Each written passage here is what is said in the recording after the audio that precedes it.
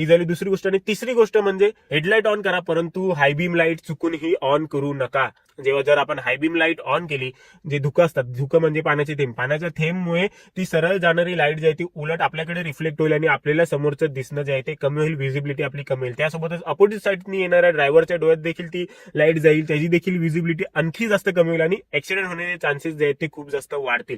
त्यामुळे हाय बीम लाईटचा कधीही युज करायचा नाहीये. नॉर्मल हेडलाईट लावा, लो बीम लाईट लावा, त्याच्यानी काही हे होणार नाही, आपली उलट व्हिजिबिलिटी वाढण्यामध्ये मदत होईल. हाय बीम लाईटला बिग नो आहे.